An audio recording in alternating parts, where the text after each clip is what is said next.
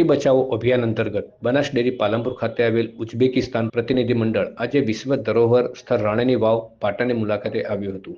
આ મુલાકાતે ભારત અને ઉઝબેકિસ્તાન વચ્ચેના સાંસ્કૃતિક જોડાણને વધુ ગાઢ બનાવ્યું છે। વિશ્વ પ્રસિદ્ધ રાણીની વાવ નિહાળતા ડેલિગેશનના સભ્યોને અત્યંત આનંદ થયો હતો। તેમણે ભારતીય વારસાનું ભાવપૂર્વક વખાણ કરતા જણાવ્યું કે ઉઝબેકિસ્તાનમાં પણ સ્થાપત્ય કલાનો ગૌરવશાળી વારસો છે। રાણી કી વાવની અનોખી કળા અને પ્રાચીનતા સાથે તેને સરખાવીને અમને ગર્વનો અનુભવ થાય છે। તેમણે ભારતના પુરાતત્વ વારસાની વિશેષતા તરીકે કળા અને વિજ્ઞાનનું સંયોજન એકસાથે જોવા મળે છે તે બાબતને ખાસ પ્રકાશિત કરી।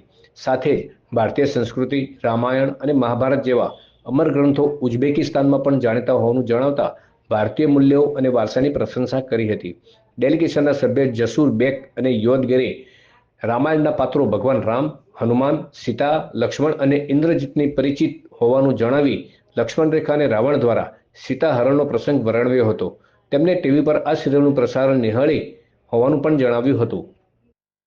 અહીંયા હમણાં આગળ છે ને ઉઝબેકિસ્તાનથી ડેલિગેશન આવ્યું છે, જેની અંદર 6 ઉઝબેકિસ્તાન છે, મિનિસ્ટ્રી ઓફ એગ્રીકલ્ચર ને મિનિસ્ટ્રી ઓફ ઇકોલોજીમાંથી, એક રશિયાથી હાઈ નેટવર્થ ઇન્ડિવિજ્યુઅલ આવ્યા છે।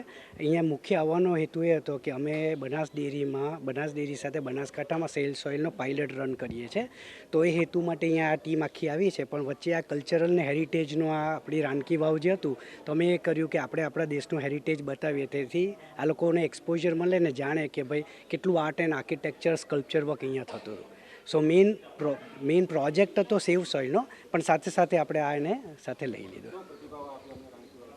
એમને ખૂબ જ ગમ્યું। એ લોકોને જેમ કે તમારે પટોળાનું જેમ આ સાઈડ છે ને ઇકતનું, એવી રીતે ઉઝબેકિસ્તાનમાં બી ડબલ ઇકતનું વિવિંગ થાય છે, તો એ લોકો એના સાથે રિલેટ કર્યું। પ્લસ જે હજારો વર્ષ જૂનું જે આ સભ્યતા છે એની અંદર જે આપણે આર્કિટેક્ચરના આર્ટને માટે છે, ઉઝબેકિસ્તાનમાં પણ આ લોકોને ઘણું બધું આર્ટ ને આર્કિટેક્ચર છે, તો એ લોકો બરાબર એના સાથે રિલેટ કરી શકે એમ।